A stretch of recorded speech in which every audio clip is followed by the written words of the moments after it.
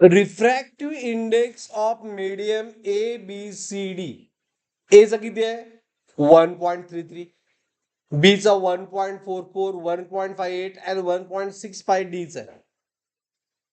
त्यांनी काय विचारलं या प्रॉब्लेम मध्ये, in which four media speed of light is maximum and minimum,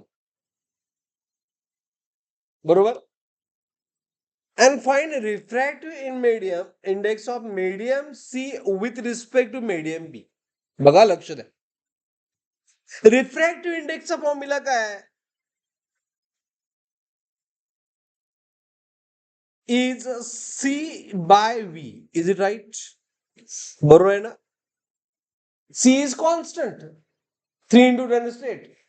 त्यामुळे refractive index is inversely proportional to what? Velocity. मग ज्याचा n मिनिमम असेल त्याची वेलॉसिटी काय असणार? मॅक्झिमम. उलट, बरोबर. पहिलं काय विचारलंय त्यांनी, वेअर स्पीड इज मॅक्झिमम. आता n proportional inversely proportional v आहे, त्यामुळे v मॅक्झिमम साठी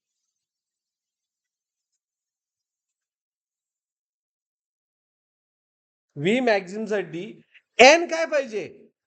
मिनिमम पाहिजे. मग मिनिमम n कशामध्ये आहे?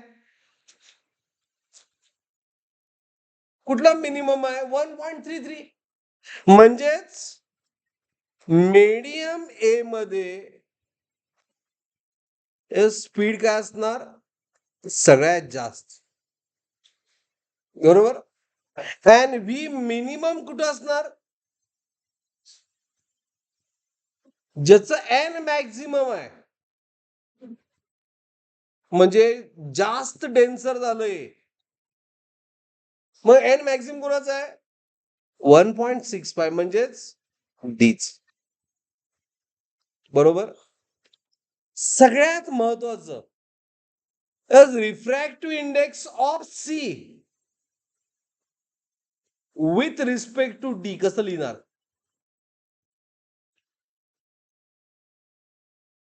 C with respect D inverse velocity सारखं नाही आहे. NC बाय ND हे विसरू नका, लिहून घेतलाय सो तुम्ही, बरोबर की नाही? त्याच मीडियमचं refractive index divide by reference. Velocity फक्त इनवर्स असते, म्हणजे कॅल्क्युलेशन वाईज काय होणार? इट इज NC किती आहे? 1.552 आणि इट इज 1.65.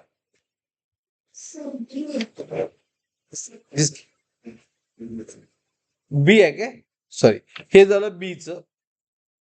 ओके. आणि refractive index of C with respect to B काय येणार विचारलेलं? It is NC by n, म्हणजे 1.52 डिवाइड बाय किती येणार सांगा मला व्हॅल्यू? 1.52 divide by 1.44. जर हे कॅल्क्युलेट केलं तर अप्रॉक्सिमेटली हे तर 1.05. 1.0. कळालं? अंडरस्टूड? ओके, घ्या.